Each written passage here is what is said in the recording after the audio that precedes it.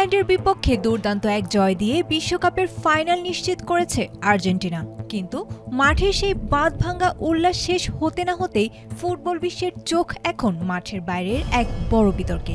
চিরপ্রতিদ্বন্দ্বী ইংলিশদের হারিয়ে যখন বিশ্বজুড়ে আলবিসেলেস্তারা উদযাপনে মেতেছে, তখনই এক অনাকাঙ্ক্ষিত ঘটনা পুরো আনন্দকে যেন রূপ দিয়েছে এক বড় আশঙ্কায়। ট্রফি ছোঁয়ার শেষ লড়াইয়ে নামার আগেই মাঠের ভেতরে হওয়া এক ঘটনা এখন আর্জেন্টাইন শিবিরকে যেন দাঁড় করিয়ে দিয়েছে এক কঠিন শাস্তির মুখোমুখি। টানটান উত্তেজনার সেমিফাইনালে ইংল্যান্ডকে ২-১ ব্যবধানে হারিয়ে ফাইনালে ওঠার পর আর্জেন্টিনার ফুটবলাররা মেতে ওঠেন এক বিতর্কিত উদযাপনে। সমর্থকদের কাছ থেকে নেয়া একটি ব্যানার হাতে তুলে নেন জিওভানি লো সেলসো ও নিকোলাস ওতামেন্দি, যেখানে লেখা ছিল, সঠিক প্যাড আর সঠিক তথ্য দিয়ে এসো সামলে নিব এক হয়ে। Mona Lisa sanitary napkin. মালভিনাস দ্বীপপুঞ্জ আর্জেন্টিনার।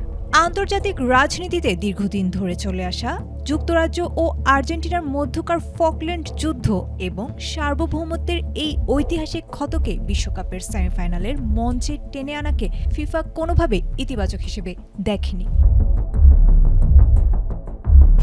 ফিফার শৃঙ্খলা বিধির ১৭ নম্বর অনুচ্ছেদ অনুযায়ী মাঠের ভেতরে কোনো ধরনের রাজনৈতিক, ধর্মীয় বা ব্যক্তিগত বার্তা প্রদর্শন সম্পূর্ণ নিষিদ্ধ।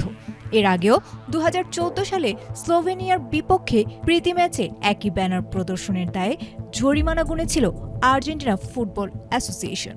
এবার বিশ্বকাপের মতো বৈশ্বিক মঞ্চে এবং ইংলিশদের বিপক্ষে এমন উস্কানিমূলক আচরণের কারণে তদন্তের মুখে পড়েছে আলবিসেলেস্তারা। সতর্কবার্তা ও জরিমানা থেকে শুরু করে শিরোপা প্রত্যাহারের মতো কঠোর শাস্তির বিধানও রয়েছে ফিফার আইনে।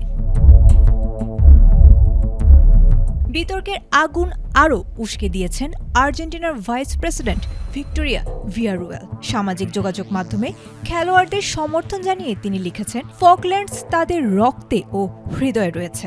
এদিকে আগামী রোববার নিউ ইয়র্কের মেগা ফাইনালে স্পেনের মুখোমুখি হয়ে টানা দ্বিতীয়বার বিশ্বকাপ জয়ের হাতছানি আর্জেন্টিনার সামনে। তবে মাঠে নামার আগেই ফিফার নিষেধাজ্ঞার খড়গ দলের আত্মবিশ্বাসে বড় ধাক্কা দেবে কিনা সেটি এখন দেখার বিষয়।